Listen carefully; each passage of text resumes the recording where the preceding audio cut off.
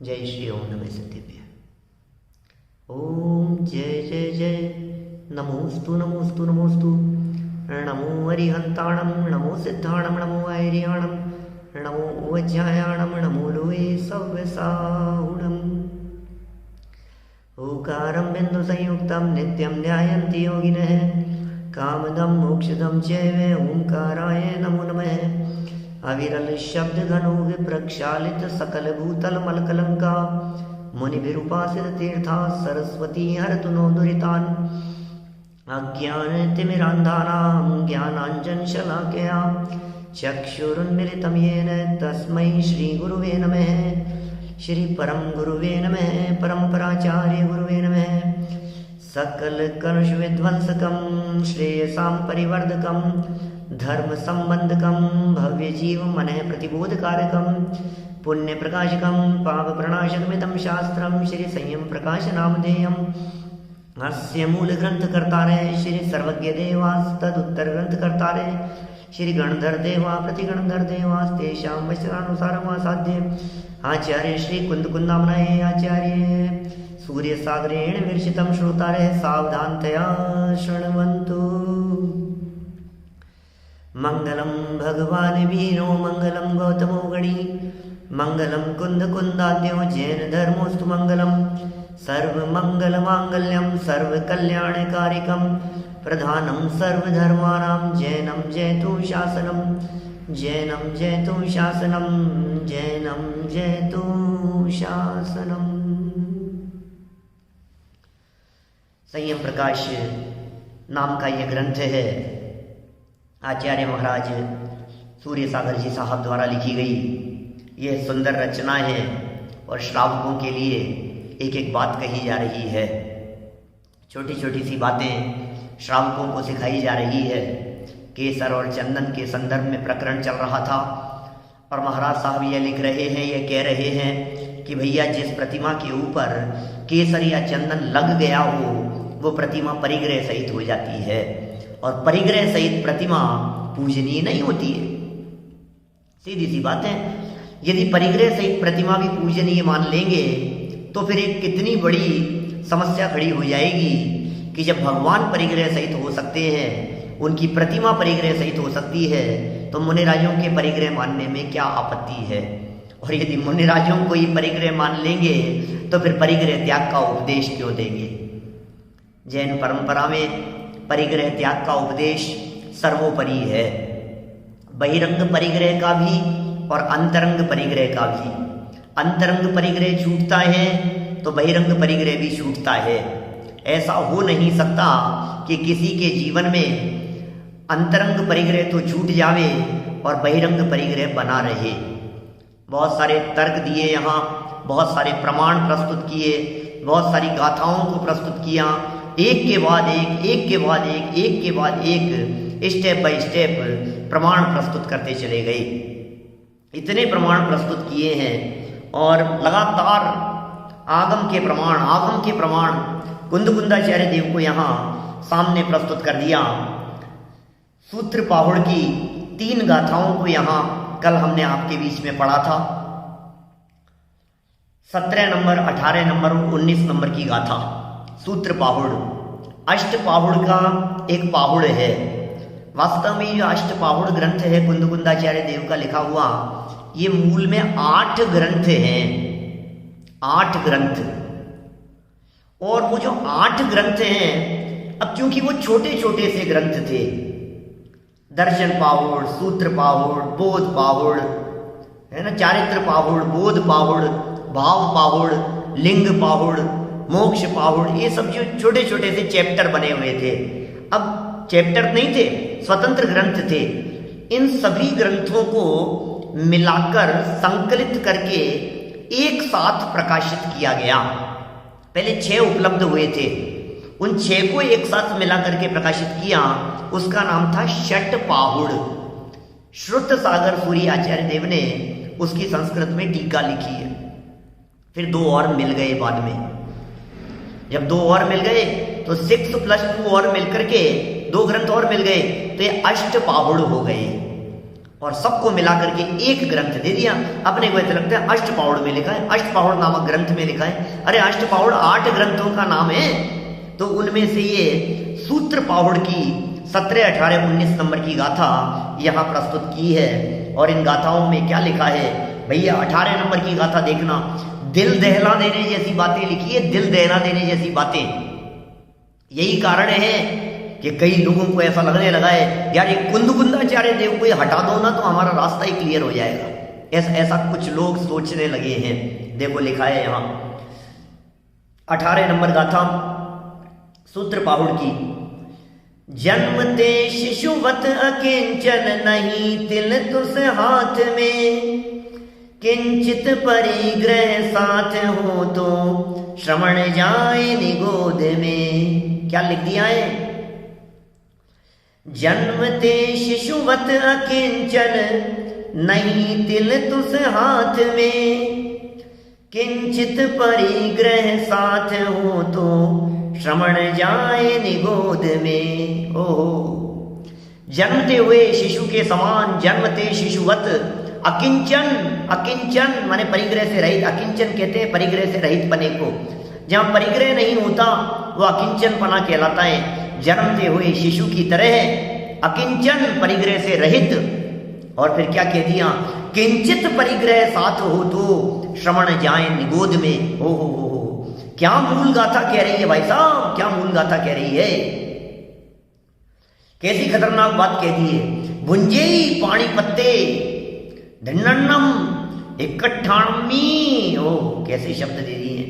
बाल के अग्रभाग में यदि परिग्रह, यदि कोई साधु संत रखते हो, परिग्रह यदि रखते हो तो भाई साहब हमारे जो साधु होते हैं, हमारे जो मुनिराज होते हैं वे निष्परिग्रही होते हैं, वे परिग्रह से रहित होते हैं। श्रवण जाए निगोद में, इतनी कठोर बात कहने की हिम्मत, मुनिराज के बारे में इतनी कठोर बात कहने की यदि कोई हिम्मत रखता था तो वो हिम्मत एकमात्र यदि किसी में हो सकती थी तो वे कुंदकुंदाचार्य देव के अंदर ही हो सकती थी और किसी में नहीं हो सकती। कैसी खतरनाक बात है। अभी पढ़ूंगा, वापस पढ़ूंगा इसका अनुवाद। पहले 19 नंबर गाथा सुनाता हूं आपको, प्राकृत की 19 नंबर गाथा। देखिए ऊपर दिख रही है आपको। जस परिगहणम अपम भव्यम च हवै लिंगस, सोगरि हिउर जिणवयणे परिगह रहियो निरायारो। क्या लिखा है, पद्यानुवाद पढ़ूं। थोड़ा बहुत भी परिग्रह हो जिस श्रवण के पास में। पद्यानुवाद पढ़ रहा हूं मैं अपनी, इसमें नहीं लिखा हुआ है, संयम प्रकाश में लिखा हुआ नहीं है, हिंदी में सुना रहा हूं उसी गाथा को। वही हुबहू शब्द है प्राकृत वाले। थोड़ा बहुत भी परिग्रह हो जिस श्रवण के पास में, वह निंद्य निर्ग्रंथ होते जिन श्रवण आचार में। ओ जैनों के श्रवणाचार में वे निर्ग्रंथ होते हुए भी निंद्य होते हैं, वह निंद्य है। थोड़ा बहुत भी परिग्रह है जिस श्रवण के पास में। कौन कहे इस कठोरता से बात भाई साहब, कौन कहे इस तरह की बात। थोड़ा बहुत भी परिग्रह जिस श्रवण के पास में दिखाई दे रहा है, अरे मुनि होकर के भी जिसके पास में थोड़ा बहुत भी परिग्रह दिखाई दे रहा है, ये कह रहे हैं भाई साहब ओहो वो निंद्य है, वो निंदनीय है। लेकिन सुनो, यद्यपि कुंदकुंदाचार्य देव सूत्र पाहुड़ की 19 नंबर की गाथा में उसे निंद्य कह करके पुकार रहे हैं, लेकिन ध्यान रखना, मैं श्रावकों से कहना चाहता हूं आपका कोई अधिकार नहीं है किसी भी मुनिराज की निंदा करने का। ध्यान दीजिए, आगम में निंद्य कहा गया है, परिणति में उन्हें निंद्य कहा गया है। अपने आप में उन्हें निंदा होनी चाहिए, अपने परिणामों की उन्हें ग्लानि होनी चाहिए, अपने परिणाम और अपनी क्रिया के प्रति उन्हें पश्चाताप होना चाहिए। श्रावक का कोई दायित्व नहीं बनता है, श्रावक का कोई ऐसी कोई वो नहीं है कि किसी मुनिराज की निंदा करने लगे। नहीं भाई, ये हमारा काम नहीं है। हम किसी की निंदा नहीं करते, हम किसी की आलोचना नहीं करते। हम क्यों निंदा करेंगे?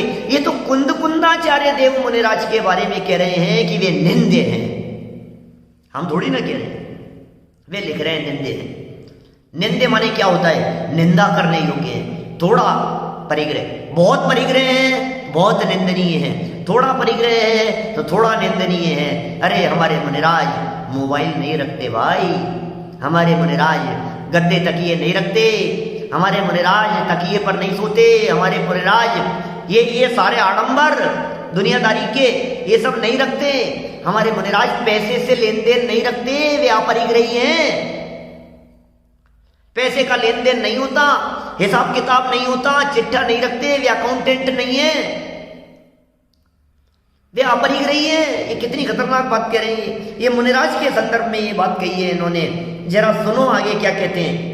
जिन मत में तू परिग्रह रहित निराकार मुनि, बस वही वास्तव में पूज्य है। निराकार मुनि होते हैं, परिग्रह रहित होते हैं, वे ही अनगार मुनि कहलाते हैं। परिग्रह रहित होते हैं वे ही सच्चे मुनिराज कहलाते हैं। चलिए कोई बात नहीं, बातें तो बहुत है। जब मुनिराज ही परिग्रह से रहित होते हैं तो भगवान तो परिग्रह से रहित होने ही चाहिए, है ना। देखिए आगे लिखते हैं, 377 नंबर पेज है अपना, 377 नंबर पेज पर चर्चा चल रही है। आगे और भी कहते हैं, अरे लगातार प्रमाण प्रस्तुत करेंगे भाई साहब। मेरा तो मन है फटाफट इन सब बातों को पढ़ें, जिससे क्योंकि समझ में आ गई कितने दिन से कर रहे हैं अपन। महाराज साहब तो यहाँ भी प्रमाण मिला, इसको भी लिख दो, यहाँ भी प्रमाण मिला, इसको भी लिख दो, यहाँ भी मिला, इसको भी लिख दो, इस ग्रंथ में भी, इस ग्रंथ में भी, इस ग्रंथ में भी, धमाधम धमाधम धमाधम महाराज साहब तो लिखे जा रहे हैं। भाई क्या बताएं आपको, हम लिख रहे हैं, जरा सुनिए। यहाँ आगे और भी कहते हैं, त्वमसि सुरासुर महितो ग्रंथिक सत्वाशय प्रणामा महित है, लोकत्रय परमहितो जनावरण ज्योतिरुज्ज्वल धामयित है। बृहद स्वयंभू स्तोत्र का 139 नंबर का ये श्लोक है। हे भगवान वीर, आप सुरासुरों से वंदित और 3 लोक के हितकारक, निरावरण, परिग्रह रहित, उज्जवल प्रकाशमान ज्योति सहित पूज्य हो। हे प्रभु आप सुरासुरों से वंदित हो, हे प्रभु आप 3 लोक के हितकारक हो, हे प्रभु आप निरावरण हो, हे प्रभु आप परिग्रह से रहित हो, हे प्रभु आप उज्जवल हो, हे प्रभु आप उज्जवल प्रकाशमान ज्योति स्वरूप हो, पूज्य हो, हे प्रभु आप 3 लोक के नाथ हो, सर्व परिग्रहों से रहित पना। ये यहाँ इन्होंने स्वयंभू स्तोत्र का प्रमाण देकर के कहा। और भी कहा है भाव पाहुड़ की 55 नंबर की गाथा में, नगत्तन्नम अकज्जम भाव नरहिय जिणेहिम पण्णत्तम। टीका, नग्नत्वम सर्वबाह्य परिग्रह रहितत्वम अकार्य सर्व कर्म क्षय लक्षणे मोक्ष कार्य रहितम, अतः सर्व परिग्रह रहितम ही स्फुटम मोक्ष मार्ग भवति इत्यर्थ है। देहादि संग रहियो। भाव पाहुड़ की ये गाथा 56 नंबर, उसका टीका लिखिए। फिर टीका, संगाणाम चेतना चेतन बहिरंग अंतरंग परिग्रहाणाम ते देहादि संगा निगंथाणि संगा निम्माणा सा अरायणे दोषा निम्मम निरहंकारा पत्वज्जा एरिसा भणिया। टीका में लिखा, सर्व परिग्रह रहिता निसंगा देहा सह पूज्या। फिर 50 नंबर गाथा बोध बाहुड़ की, निन्नेहा निल्लोहा निम्मोहा निव्यार निकलुसा निभय निराश भावा पवज्जा एरिसा भणिया।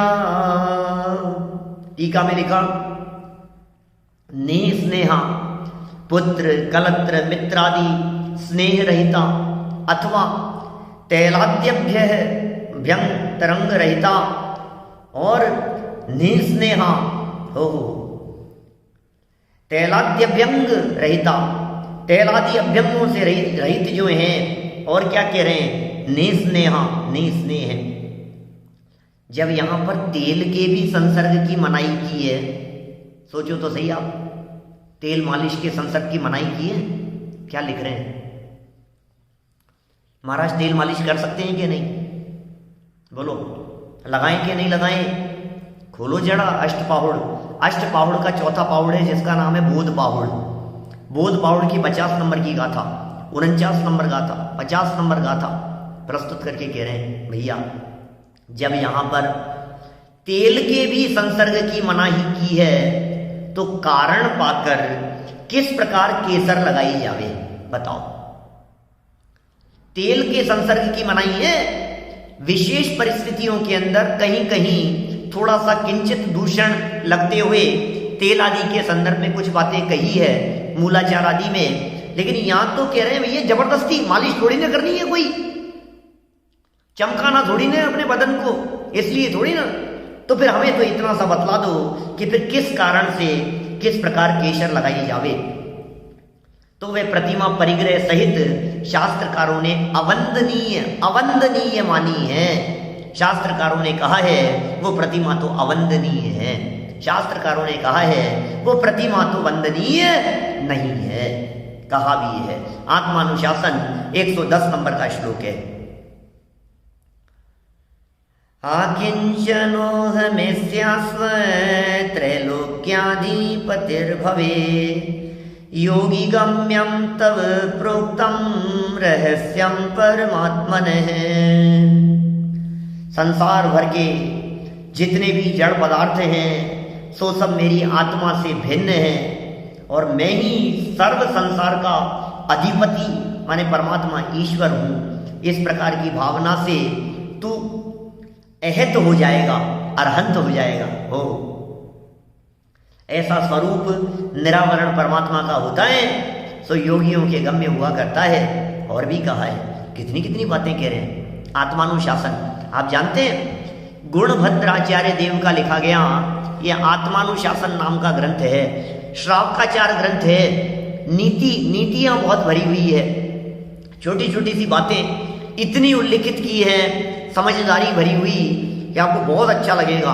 क्रोध के बारे में, मान के बारे में, नैतिकता के बारे में, परिवार के बारे में, समाज के बारे में, राजाओं के बारे में, धन संग्रह के बारे में, संग्रह वृत्ति के बारे में, लोभ वृत्ति के बारे में, भय के बारे में, ऐसे मुनिराजों के संदर्भ में, मुनिराजों की परिग्रह रहित वृत्ति के संदर्भ में खुल करके गुणभद्राचार्य देव कहते हैं। और यहाँ इन्होंने क्या कह दिया है भैया, संसार में जितने भी जड़ पदार्थ दिखाई देते हैं, संसार में जितनी भी वस्तुएं हैं, जितनी भी जड़ पदार्थ हैं, सो सब मेरी आत्मा से भिन्न है। सारे पदार्थ मेरी आत्मा से भिन्न है और मैं सर्व संसार का अधिपति परमात्मा ईश्वर हूं। मैं ईश्वर कब हूं? जब जगत के सारे पदार्थ मुझसे भिन्न हैं। दुनिया के सारे पदार्थ जब मेरे से भिन्न हो जाते हैं तो मैं परमात्मा बनता हूं। हमने बताया था आपको, परमात्मा बनने की तो विधि यही है, परमात्मा बनने का तो रास्ता यही है, परमात्मा बनने की तो प्रक्रिया यही होती है। छोड़ते चले जाओ, छोड़ते चले जाओ, छोड़ते चले जाओ, विकृतियों को छोड़ते चले जाओ और सुकृतियों को ग्रहण करते चले जाओ। सम्यक दर्शन ज्ञान चारित्र को प्रकट करो, प्राप्त करो और मिथ्या दर्शन, मिथ्या ज्ञान और मिथ्या चारित्र का त्याग करो, परित्याग करो। कुदेव कुगुरु कुधर्म के सेवन का त्याग करो, अनीति अन्याय अभक्ष्य का त्याग करो, छोड़ो। बाहर से वस्त्र और अंदरंग से द्रव्य कर्म और फिर उसके अंदर भीतर उतर करके भाव कर्म। बाहर से वस्त्र उतर गए और अंदर से वस्त्र के प्रति ममत्व भाव टूट गया, वस्त्र के प्रति मोह परिणाम नहीं रहा। ये दोनों तरह के त्याग होते हैं।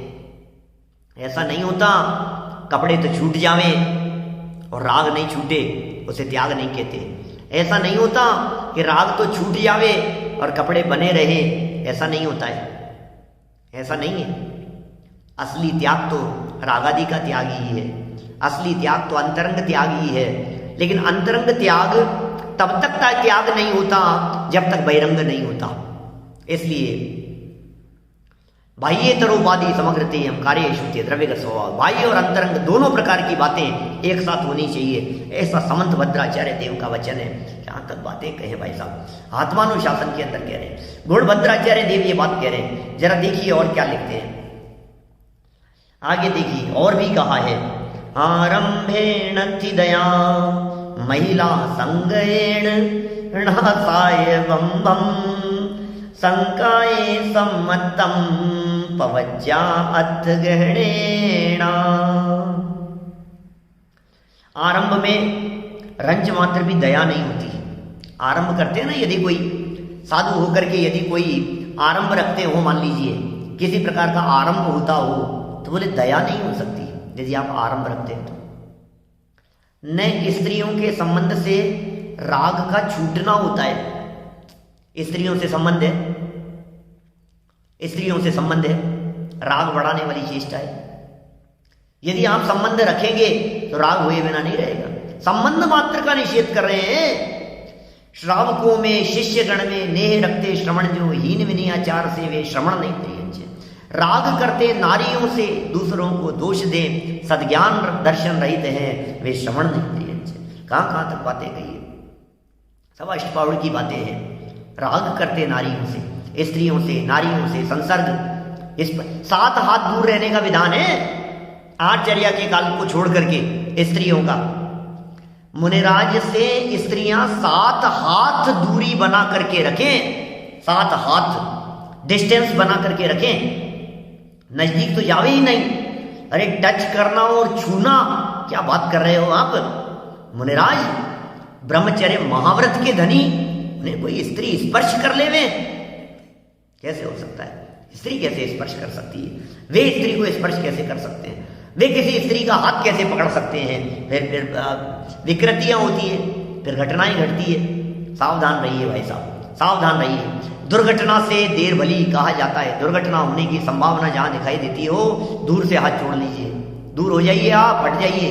नहीं, किसी तरह की कोई दुर्घटना नहीं हो सकती है। जरा देखिए क्या लिख रहे हैं। स्त्रियों के संबंध से राग का छूटना होता है। इस कारण राग द्वेष से मुक्त निरावरण बिना वेशभूषा ही दीक्षावली प्राणी मोक्ष को प्राप्त करता है। राग द्वेष से मुक्त निरावरण वेशभूषा, राग द्वेष से मुक्त निरावरण वेशभूषा, पॉइंट टू बी नोटेड। क्या गजब बात कह रहे हैं। राग द्वेष से मुक्त भी होना चाहिए और निरावरण वाली वेशभूषा भी होनी चाहिए। जिस वेशभूषा में क्या, अरे वेशभूषा क्या होती है? नहीं बाहर में कोई आडंबर तन के ऊपर, ऐसी वेशभूषा, ऐसी दीक्षावली ये मोक्ष को प्राप्त करता है। जिन मत में जिस प्रतिमा में बाह्य और अभ्यंतर दोनों प्रकार के परिग्रह में से कोई भी परिग्रह न पाया जावे, क्या कहा? जिस प्रतिमा में बाह्य और अभ्यंतर दोनों प्रकार के परिग्रह में से कोई भी न पाया जावे, वह ही प्रतिमा पूज्य है, वही प्रतिमा पूज्य है। यदि परिग्रह सहित भी पूज्य होती तो मुनिव्रत धारण करने की क्या आवश्यकता थी? आवश्यकता ही नहीं होती। कितना सुंदर आज के प्रवचन का हेडिंग भी यही दिया ना अपन ने। यदि परिग्रह सहित भी वे पूज्य हो जाते, यदि परिग्रह सहित की भी पूजा होती, यदि परिग्रह सहित की भी स्वीकृति होती, तो फिर मुनिव्रत धारण करने की आवश्यकता ही न होती। और भी कहा है, सहज परम काय है, त्यजत मल कलंको धोत संसार पंक है, विगत जनन दोष है। सिद्धांत सार संग्रह का पृष्ठ 167 का संख देवाष्टक का ये प्रकरण है। जिसकी जन्मते बालक जैसी गाय है, ओ मुनिराज, जन्मते बालक जैसी गाय होती है। बालक के हाथ में क्या होता है?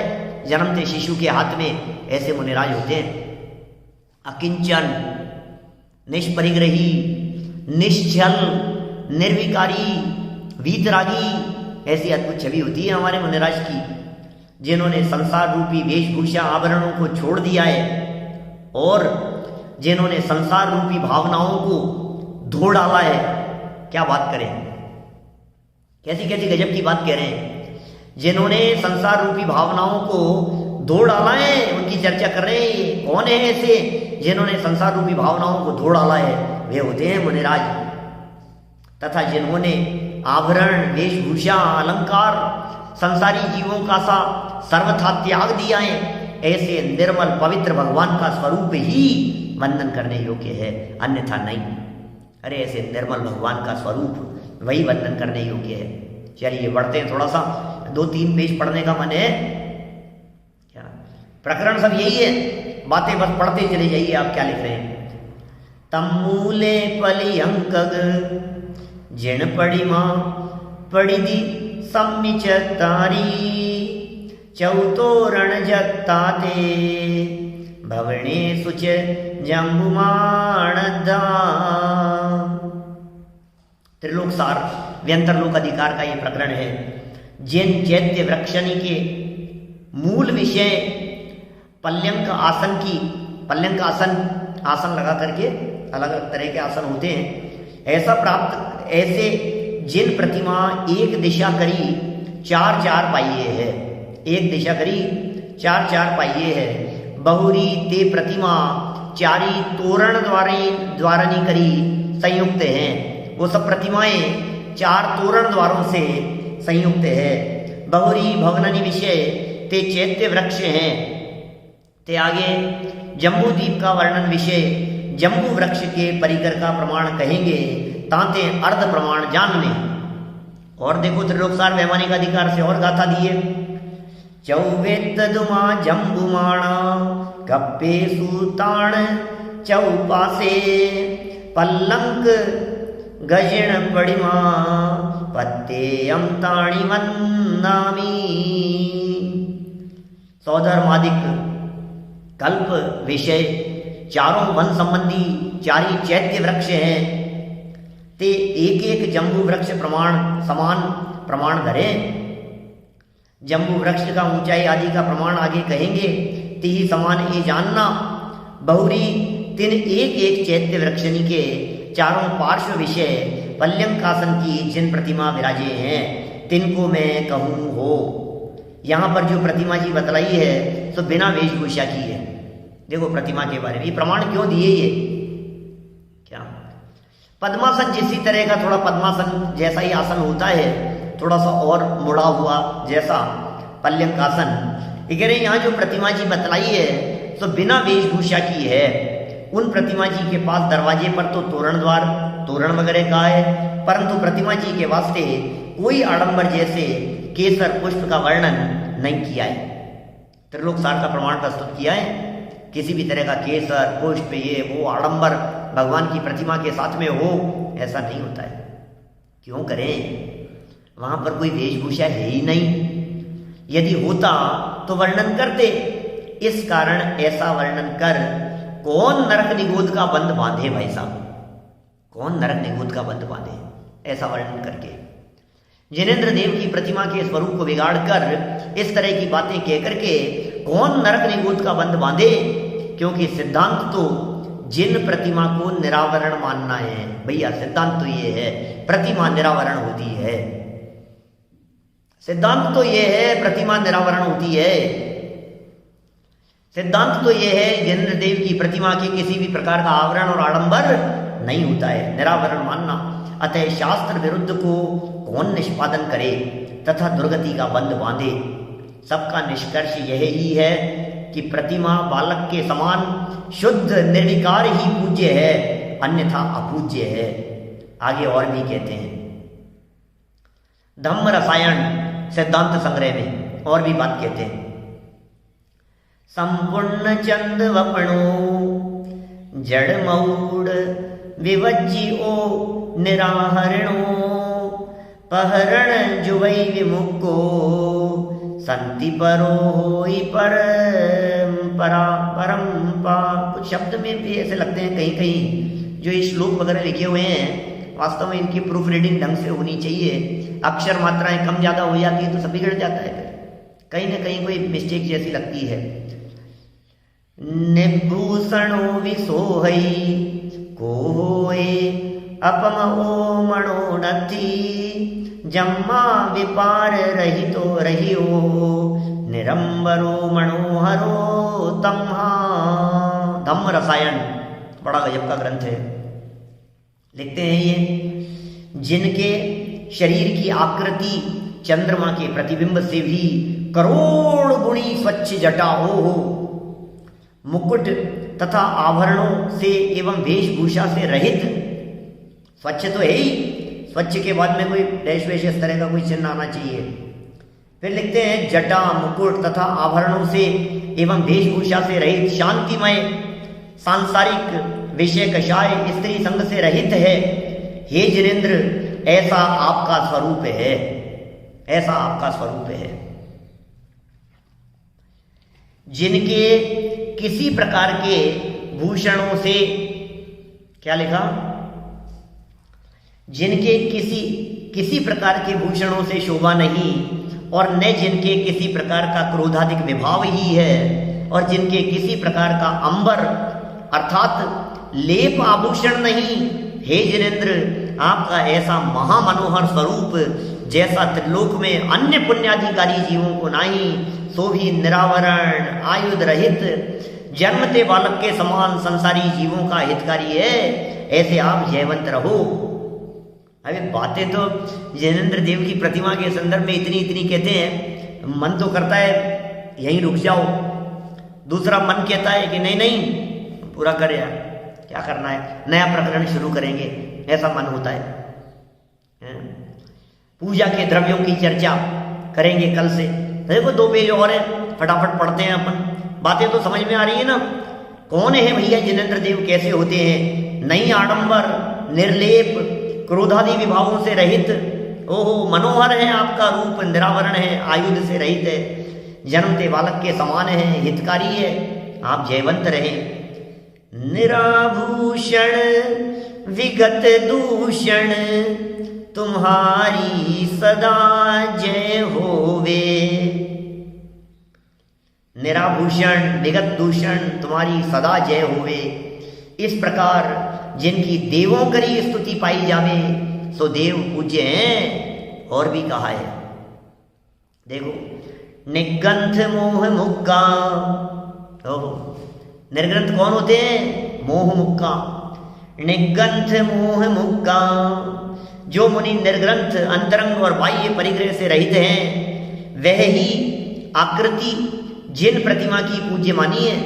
और भी कहा है, कितना स्पष्ट कह दिया है, अंतरंग और बहिरंग परिग्रह से रहित जो आकृति होगी, बस उसे ही पूज्य माना है। अन्य लिंग ग्रहात परिग्रहा जिन लिंगेन मुच्यते। अन्य दर्शनों में जितने भी पूज्यता के स्थान हैं, सो सब ही परिग्रह धारण करने वाले होते हैं, वो सब परिग्रह धारण करने वाले होते हैं। परंतु संसार में एक यह जैन धर्म ही परिग्रह, वेशभूषा आवरण रहित आत्मा अथवा प्रतिबिंब को पूजने वाला है। मतलब क्या कह रहे हैं, दुनिया में जितने भी पूज्य स्थान है ना, जरा देखो, जगत के देव सब देखे, कोई रागी कोई द्वेषी, किसी के हाथ आयुध है, किसी को नार भाती है। किसी के हाथ में आयुध है, किसी को नार भा रही है। यहां लिख रहे हैं, ये पूरे दुनिया के देवी देवताओं को जरा चिराग लेकर के ढूंढो आप। वीतरागी जिनेंद्र देव की प्रतिमा जैन मत सिवाय अन्यत्र पाई नहीं, अन्य कहीं नहीं मिलती है। हो क्या लिख रहे हैं, संसार में एकमात्र ये जैन धर्म ही है जो परिग्रह, वेशभूषा रहित, आवरण रहित आत्मा अथवा प्रतिबिंब, देखो सर्व प्रकार के आवरणों से रहित है आत्मा। अपना त्रिकाली आत्मा जो है ना, चैतन्य देव जो अंदर विराजमान है, वो असली देव। ये कह रहे हैं, ऐसी वेशभूषा आवरण से रहित आत्मा अथवा प्रतिबिंब को पूजने वाला है, तब ही इन आत्माओं का कल्याण होता है। जो जीव परिग्रह रहित ऐसी आत्माओं को पूजते हैं, जो जीव परिग्रह रहित, राग द्वेष से रहित अपने चैतन्य का अवलंबन लेते हैं, सच में उनका कल्याण होता है। जो जीव परिग्रह रहित बाह्य प्रतिमाओं को पूजते हैं, उनका कल्याण होता है। किनका कल्याण होगा जगत में? अरे परिग्रह रहित परमात्मा की पूजन करो, अरे परिग्रह रहित जिनेंद्र देव को देखो, अरे निष्परिग्रही हमारे जिनेंद्र देव प्रभु परमात्मा को देखो। यदि आत्मा का कल्याण करना चाहते हो तो इससे आत्मा का कल्याण होता है और अन्य का कल्याण करते हैं। और भी कहा है, वालग कोड़ी मत्तम परिगह गहणम न होई साहुणम। ओ सूत्र पाउड 17 नंबर का था, वापस प्रस्तुत किया। बाल के अग्रभाग की कोटि भाग करिए, तिनमें से एक अणु मात्र भी परिग्रह साधु के नहीं होवे, और ग्रहण करें तो जिन सूत्र से विरुद्ध है। अणु मात्र भी यदि परिग्रह ग्रहण कर लेवे तो कह रहे हैं जिन सूत्र से विरुद्ध है, जैन नहीं है भाई साहब, वो जैन साधु नहीं हो सकते। भगवान कुंद कुंद ने जो प्रतिमा का स्वरूप बताया है उसे लिखते हैं, सपराजंगम देहा दंसण नाणेन शुद्ध चरणाणम निगंथ वीराया जिणमग्गे एरिसा पड़िमा। दर्शन ज्ञान करी शुद्ध है, निर्मल है चरित्र, जिनके तिनकी स्वपरा कहिए तथा पर की चालती देह है, तो जिन मार्ग विषय जंगम प्रतिमा मानिए, अथवा स्वपरा कहिए आत्मा ते पर कहिए भिन्न है, ऐसी देह सो कैसा है निर्ग्रंथ स्वरूप है, जाके कछु परिग्रह का लेश नहीं है, सो ही दिगंबर मुद्रा मान्य है। ये मुझे लगता है ये सब थोड़ा बहुत कुछ ध्यान नहीं दिया गया है, इसलिए रिपीट भी हुआ है। माने रिपीटेशन जैसा लग रहा है ना अपने को। पाक्षिक प्रतिक्रमण में लिखा है, अपम वा बहुवा अणुम वा थूलम वा सचित्तम वा अचित्तम वा अमुत्थम वा बहित्थम वा अविवालग कोड़ी मित पिणेव स्वयं इति।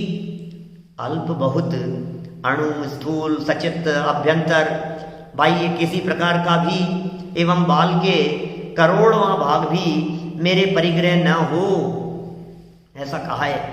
बाल के करोड़वां भाग भी मेरे परिग्रह नहीं हो, किस तरह की बात कही है। क्रियाकलाप ग्रंथ के पृष्ठ 101 छापे के पंक्ति 14वीं में लिखा है कि जिसके पास बाल के करोड़वें भाग भी परिग्रह हो वह संयमी नहीं हो सकता। क्या क्या बातें लिख दी।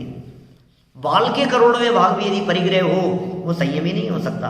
ज्ञानारणव में कहा है, और सुनो,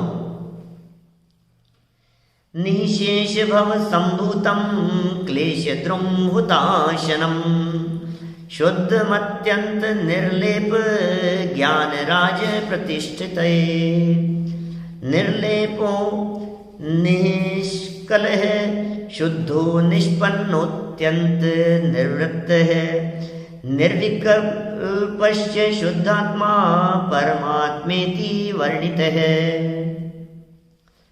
जो संपूर्ण संसार में अनेक पर्यायों में उत्पन्न किए हुए कर्मों को एवं क्लेश रूपी वृक्षों को दग्ध करने वाला अग्नि रूप शुद्ध अत्यंत निर्लेप ज्ञान साम्राज्य अर्थात सर्वज्ञता पर निर्लेप निकल शुद्ध अत्यंत निवृत्त निर्लिप्त और शुद्धात्मा होकर स्थित हो उसे परमात्मा कहते हैं। कैसे कहते हैं परमात्मा? एक एक शब्द की तरफ यदि ध्यान दो, और अभी यदि मैं एक एक शब्द की यदि व्याख्या करूं तो आपके ख्याल में आए ये बातें। क्या क्या कह रहे हैं जरा सुनो, एक एक शब्द की तरफ थोड़ा सा ध्यान दीजिए। ये क्या कह रहे हैं? वृक्षों को दग्ध करने वाला अग्नि रूप, वृक्षों को दग्ध करने वाला, क्लेश रूपी वृक्षों को दग्ध करने वाला ओहो शुद्ध अत्यंत निर्लेप ज्ञान साम्राज्य है। उनका ज्ञान निर्लेप है, उनका ज्ञान निर्लिप्त रहता है। ऐसे सर्वज्ञता देखिए क्या कह रहे हैं परमात्मा कह दिया। सहस्त्र नाम में भी 1008 नामों से निर्लेप लिखा है। प्रभु के 1008 नाम हैं और उनमें निर्लेप लिखा है। सहस्त्र नाम की चर्चा जहां आई है, व्योम मूर्ति अमूर्तात्मा निर्लेपो अमल लोचन है। व्योम व्योम मूर्ति, व्योम अमूर्ति, अमूर्तात्मा निर्लेपो अमल लोचन है। उल्लिखित अनेक प्रमाणों से भगवान परिग्रह रहित और निर्लेप हैं। यह सिद्ध किया जा चुका है, यह बात सिद्ध की जा चुकी है कि भगवान निर्लेप हैं और परिग्रह से रहित हैं। अतः भगवान के ऊपर केशर का लेपन करना आगम विरुद्ध समझकर नहीं करना चाहिए। ओहो, भगवान के ऊपर केशर का लेपन करना आगम विरुद्ध है। कितने, कोई मैं समझता हूं कोई 50, 60, 70, 100 प्रमाण दे दिए होंगे यहाँ। अभी गिनने लोगों तो 50 से ज्यादा तो निकलेंगे कम से कम, इतने प्रमाण प्रस्तुत कर दिए। भगवान की प्रतिमा परिग्रही होती है, परिग्रह रहित होती है, परिग्रह रहित है, परिग्रह का व्यापार मत करो, परिग्रह से भिन्न देखो, परिग्रह से न्यारा देखो, भगवान जैनेन्द्र देव की प्रतिमा को परिग्रह से रहित देखो। कितनी कितनी तरह से ये बातें लिख रहे हैं। बोलो क्या लिखा है? देखिए, आगम विरुद्ध समझकर नहीं करना चाहिए। आगे जिन प्रतिमा का स्वरूप कहते हैं, बोध बाहुड़ की 16 नंबर की गाथा। जिण बिंबणाणमयम संयम शुद्धम सुवीरायम च जम देह दिख सिखा कम अक्षय कारणे शुद्धा। ओहो, बोध बाहुड़ कुंदकुंदाचार्य देव के वचन है भाई साहब। कुंदकुंदाचार्य देव के वचन है। भगवान कुंदकुंद स्वामी क्या लिख रहे हैं जरा सुनिए। जिन बिंब कैसा है? ज्ञानमयी, संयम करी शुद्ध है। जिन बिंब कैसा है? ज्ञानमयी और संयम, ज्ञान से युक्त है, संयम से युक्त है, इससे जो शुद्ध है और अतिशय कर वीतराग तथा कर्म क्षय का कारण शुद्ध जिनमत में बालक तुल्य दीक्षा शिक्षा हुए हैं। ये सच में ऐसा कह रहे हैं। यहां जो बात कही है ना, ज्ञानमयी संयम से युक्त हैं, शुद्ध हैं और अतिशय वीतराग हैं तथा कर्म क्षय का कारण शुद्ध जैन मत। ये दीक्षा की बात कही। दीक्षा कैसी होती है? जैनेन्द्र देव की दीक्षा किस प्रकार की होती है? तो जो दीक्षा से तुल्य है, बालक के समान है, दीक्षा के समान है, पूज्य चिन्ह दीक्षा के समान है, निर्विकारी है, संयम से शुद्ध है, पूज्य है। ये ऐसा कहना चाहते हैं यहाँ भाई साहब। जैनेन्द्र देव का बिंब भी उसी प्रकार का होता है। और भी कहा है, सुनो जरा। निगंथे जिणमग्गे संख्ये वेणम जहां खादम। जिन प्रतिमा निर्ग्रंथ रूप हुए हैं, जामे बाह्य और अभ्यंतर लेश मात्र परिग्रह नाई, सोई पूज्य हुए हैं। और भी कहा है, जैनेन्द्र देव की जो प्रतिमा होती है वो अंतरंग और बहिरंग से लेश मात्र भी परिग्रह से युक्त नहीं होती, लेश मात्र भी परिग्रह से युक्त नहीं होती है। जैनेन्द्र देव की प्रतिमा वही पूज्य होती है। और सुनो, और भी कहा है। जय जाय रूप सरिसो तिल तुस में तम न गिह देहथेसु जैले अप बहुयम तत्तो पुणजने गोदम। काफी मतलब ध्यान नहीं रखने की वजह से, क्योंकि महाराज साहब तो लिख करके चले गए, वे तो लिखते चले गए थे क्या, लेकिन बाद में जब ये प्रकाशित हुआ तो ध्यान नहीं दिया गया। ये सब गाथाएं, बहुत सारी चीजें रिपीट पहले लिख दी है। यही गाथा अभी तो पढ़ी थी अपन ने थोड़ी देर पहले, 18 नंबर की गाथा सूत्र पावड़ की, उसे दोबारा प्रस्तुत कर दिया है, लेकिन अर्थ नहीं था वहां भावार्थ लिखा हुआ था, यहाँ अर्थ लिख रहे हैं। वहां भाव लिखा था। मुनि का स्वरूप होवे है सो यथाजात रूप होए। जयचंद जी छाबड़ा साहब का भावार्थ लगता है। मुनि का स्वरूप हुए है तो यथाजात रूप हुए, जैसे जन्मता बालक नग्न रूप हुए है, तैसा मुनि का स्वरूप दिगंबर मुद्रा का धारक नग्न रूप हुए है। मुनि का स्वरूप भी दिगंबर मुद्रा का धारक होता है, नग्न रूप हुए है। अपने हस्त के विषय अपने हस्त के विषय तिल तुष मात्र भी परिग्रह कुछ ग्रहण नहीं करें। अपने हाथ में तिल के तुष मात्र भी परिग्रह को ग्रहण नहीं करें। कदाचित कोई मुनि अल्प व बहुत परिग्रहण करे।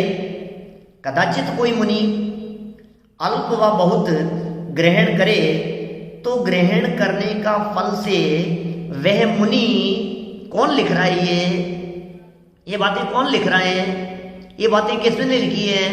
कुंदकुंदाचार्य देव ने। कोटेशन किसने दिया है? महाराज साहब सूर्य सागर जी साहब ने। संजीव गोदा का क्या है इसमें? कुछ भी नहीं है। संजीव जी ने क्या किया? बोले कुछ नहीं है, पढ़ करके सुना रहे हैं, पढ़ करके सुना रहे हैं। इसमें कुंदकुंदाचार्य देव का लिखा हुआ 2000 साल पहले का लिखा हुआ सन 1950 के आसपास लिखा गया ये ग्रंथ। आचार्य महाराज सूर्य सागर जी साहब ये कह रहे हैं कि भैया इसके ग्रहण करने के फल से वह मुनि निगोद का पात्र होवे, वह मुनि निगोद का पात्र होवे, यानी उस पाप से निगोद में जावे। हे भगवान, हे कुंदकुंदाचार्य देवी कह सकते हैं, हे भगवान, इस प्रकार की चर्चाएं ये सूर्य सागर जी महाराज जी लिख सकते हैं। क्या जरूरत थी कुंदकुंदाचार्य देव की बातों को यहां लिखने की? समाज में क्यों लिखी इन्होंने 2000 साल पहले की बातों को? ये महाराज साहब आप ये दोबारा क्यों उनको उतार करके लिख रहे हो? क्यों खोल खोल करके दिखा रहे हो हमारे को ये शास्त्र खोल खोल करके क्यों बतला रहे हो? क्या जरूरत है इन शास्त्रों को खोल खोल करके दिखाने की कि भैया विकृति बहुत है, भैया विकृति बहुत है, अपना लोटा छान करके पीना, ये कहना चाहते हैं। भैया बहुत कंकर मिले हुए हैं, भैया बहुत जगह जगह पर कांटे हैं, भैया सावधान रहना। इसलिए आचार्य महाराज साहब कहना चाहते हैं भैया, यानी उस पाप से निगोद में जावे। चलो अंतिम प्रमाण प्रकरण संपन्न हो रहा है अपना। फिर नित्य पूजन के स्वरूप की चर्चा करेंगे कल से। ये खत्म हुई बात। ये लिख रहे हैं पुरोरंग वल्यात ते भूमि भागे सुरेन्द्रोपनीता बभौ सा सर्पया शुचि द्रव्य संपत् समस्तैव भर्तुः पदोपास्ति मिज्जुः श्रिता तच्चलेन। आदि पुराण पर्व 23 107 नंबर का यह श्लोक है। अर्थ, सुरेंद्र निकर कल्याण पूजा का द्रव्य जो सो श्री जिनेन्द्र भगवान के चरण कमल के पास रंगावली की भांति भूमि के भाग में से चढ़ाया। देखो आदि पुराण का है, यहां पर जो चरणों पर केसर पुष्प चढ़ता होता तो इंद्र जो पूजन का द्रव्य लाया था उसमें केसर पुष्प जरूर लाता और उसे पृथ्वी पर रंगावली के समान क्षेपण करता, यह चरणों पर ही चढ़ाता। परंतु ऐसा न होने से पृथ्वी पर चढ़ाया। क्या बात कह रहे हैं? पृथ्वी पर चढ़ाया उसने, क्योंकि वीतराग को सराग बनाने के बराबर अन्य पाप नहीं है। याते देवों ने सामग्री चरणों के पास ही चढ़ाई। अरे अरे अरे भाई, अरे भाई, अंतिम वाक्य बहुत गजब का कह दिया है। प्रकरण संपन्न कर दिया है अपन ने यहाँ। अब ये प्रकरण दोबारा, ये चंदन केसर संबंधी प्रकरण अभी फिलहाल यहाँ नहीं है। अभी ये क्या लिख रहे हैं? ये पूजा की चर्चा करेंगे आगे। और ये लिख दिया है वीतराग को सराग बनाने से समान अन्य कोई पाप नहीं है। ओहो, इससे बढ़कर कोई क्या पाप हो सकता है? वीतरागियों को रागी बना दिया, आकशाइयों को कशाई बना दिया, अपरिग्रहियों को परिग्रही बना दिया। इससे बड़ा और पाप क्या होगा? कितना बड़ा पाप है। ऐसा पाप हमसे नहीं हो जाए, हम नहीं कर सकते जीवन में कोई ऐसा पाप। अरे क्या धर्म हो जाएगा उससे? यदि नहीं लगाएंगे तो क्या छूट जाएगा? मुझे ये तो बतलाओ, हमसे क्या छीन लिया? यदि हमने किसी प्रतिमा के ऊपर केसर चंदन यदि नहीं लगाया तो हमसे क्या छीन लिया? ये तो बतलाओ। हो क्या गया उसमें? फर्क क्या पड़ गया? उसी से धर्म होगा। अरे अपने सर पे लगा लो ना, ऐसे ऐसे तिलक लगा लो अपने सर पर केसर का। भगवान के लगाना जरूरी है क्या? प्रक्षाल करो भगवान का, उत्तम वस्त्र पहन करके करो, शुद्धता से करो, बहुत विचार विवेक पूर्वक करो, भगवान की गौरव गरिमा बनाए रखो, परिग्रही मत बनाओ उन्हें। इससे बढ़कर कोई पाप नहीं है। इतना खतरनाक शब्द ये महाराज साहब ने दे दिया है, मुझे तो ऐसे लगता है इससे ज्यादा और कठोर शब्दों के अंदर क्या बात कह सकते थे। अंतिम वाक्य है इस प्रकरण का, वीतराग को शराब बनाने के बराबर अन्य पाप नहीं है। लो, कितना खतरनाक वाक्य है। दिल में लग जाए तो लग जाए, इतने प्रमाण देने के बाद भी, इतने आगम प्रमाण धड़ाधड़ प्रस्तुत करने के बाद भी। अब मैं कहता हूं दूसरा कोई प्रमाण किसी का लिखा हुआ आप ला करके भी यदि हमारे को बता देवें कि देखो लिखा है चंदन लगाने, तो उससे धर्म हो जाएगा क्या? धर्म तो अपने आत्मा को जानने का नाम है, धर्म तो राग द्वेष मिटाने का नाम है, धर्म तो कषाय मिटने का नाम है। मुक्ति तो कषाय मिटने से होती है भाई साहब। राग नहीं मिटा, कषाय नहीं मिटी, विभाव भाव नहीं मिटा, तू मैं लड़ाई झगड़े होते रहे, क्या धर्म हो जाएगा इससे? इसका नाम कोई धर्म थोड़ी नहीं। कहाँ होने गए हैं हम? इस तरह से ये बातें जिनेंद्र देव के चरणों के समीप, जिनेंद्र देव की प्रतिमा के चरणों के समीप इन पदार्थों को चढ़ाने में किसी भी प्रकार का कोई दोष वाली बात इन्होंने यहाँ नहीं कही है। बस इतना जरूर कहा है कि कम से कम भगवान की प्रतिमा को निर्दोष रखें, भगवान की प्रतिमा के ऊपर कम से कम इन चीज़ों को नहीं चढ़ाएं। ये बात इनको यहाँ कहनी है। और मैं समझता हूँ इन बातों को सुनकर समझकर जिसका चित्त बदलना होगा उसका बदलेगा, फिर नहीं भी बदले तो कोई बात नहीं, जिसको जो करना है सो करो। हम तो लड़ाई करते नहीं, हम तो विवाद करते नहीं भैया। इन सब बातों को समझकर हम अपने जीवन को निर्मल करें, पवित्र करें। इसी भावना से बात को यहीं विराम देता हूँ। जनमणि स्तुति। जावाणी के ज्ञान ते सुझे लोकालोक, सोवाणी मस्तक नमू सदा देत हूँ रोक, सदा देत